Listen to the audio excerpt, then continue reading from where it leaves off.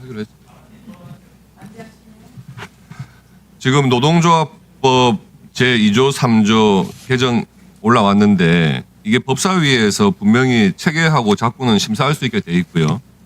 이 노동조합법 내용 중에 분명히 위헌성이 있는 자꾸가 있고 우리 헌법에 안 맞는 법률이 올라오면은 체계에 안 맞는 겁니다. 당연히 법사위에서 논의를 해야 되는 것이고 앞서 일방적으로 통과시켰던 방송법에도 민영기업에까지 경영상의 어떤 자율권을 심대하게 훼손하는 그런 내용이 들어있기 때문에 그것은 당연히 위헌성이 다분한 문구가 있는 거죠. 그러면 체계 심사를 해야 되는 것이고 법사위에서 계속 토론을 해야 되는 겁니다.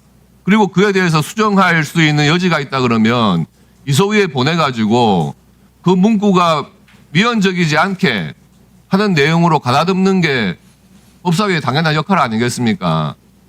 그에 대해서 토론을 다 준비하고 지금 입장을 내려고 하는데 분명히 사전에 약속한 듯이 한 명 한 명 여야 간에 토론을 하자마자 토론 종결하겠다고 해가지고 일방 표결시킨 건 굉장히 유감스럽습니다. 지금 신인 노동부 장관 나와 계시지만 본인의 소관 법에 대해서 알고 계셔야 될 뿐만 아니고 다른 소관이 아니더라도 노동과 관계된 부분이 있거나 노사 간의 어떤 관계에 대해서 법에 특이한 내용이 있다 그러면은 성실하게 답변을 하셔야죠. K민주주의가 뭡니까? K민주주의 꼬라지가 이런 겁니까? 네, 법안 내용을 질의하겠습니다. 지금 그 2조 5호 내용 알고 계시죠? 네, 알고 있습니다. 지금 기존에는 임금, 근로시간, 복지, 해고 이런 부분에 대해서 근로조건의 결정에 관한 주장의 불일치가 있는 경우에 노동쟁의의 대상으로 하고 있습니다. 그렇습니다. 지금 개정안에는 이 부분 외에 근로조건의 결정과 근로조건에 영향을 미치는 사업 경영상의 결정에 관한 주장의 불일치 이 부분이 지금 노동쟁의에 포섭되게 돼 있어요. 그렇습니다. 그렇죠? 네.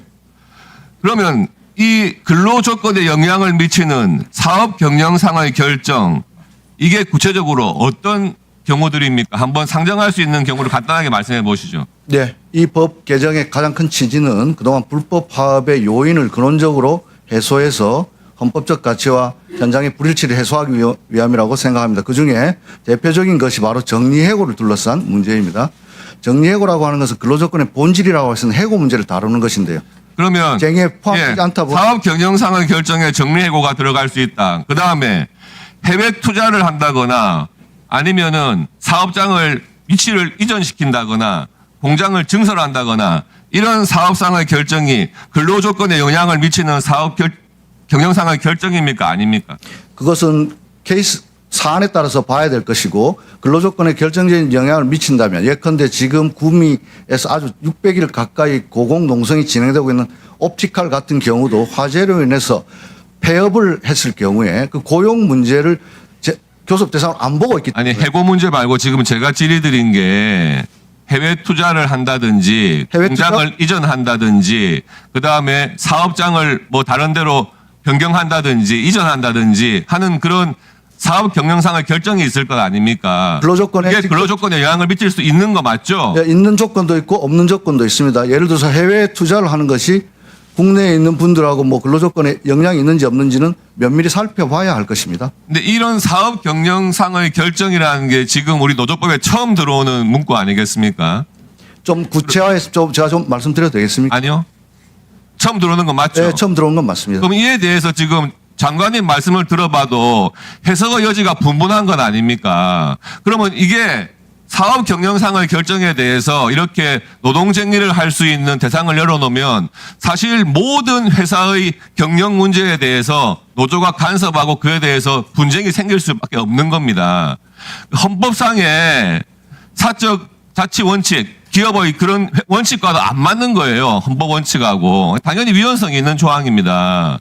이 부분에 대해서 지금 장관님도 경우에 따라서 틀리다 이렇게 대답을 하는데 그러면은 이 모든 결정에 대해서 노조 측에서는 주장을 할 거 아닙니까? 이것은 분명히 근로조건에 영향을 미치는 겁니다. 그러면 계속해서 파업을 유발할 수밖에 없는 조항 아니겠어요? 말씀드리겠습니다. 파업을 하기 위해서는 두 가지를 반드시 겪어야 합니다. 조정을 전치해야 합니다. 노동위원회를 통해서 조정 전치주의, 즉 노동위원회에서 이것이 대상이 되는지 안 되는지를 심사합니다. 그렇기 때문에 노동조합이 이것이 파업 대상이 된다고 해서 다 되는 것은 아닙니다. 자, 예, 서영교 의원님 대체 토론해 주시기 바랍니다. 예, 노란봉투법은 왜 만들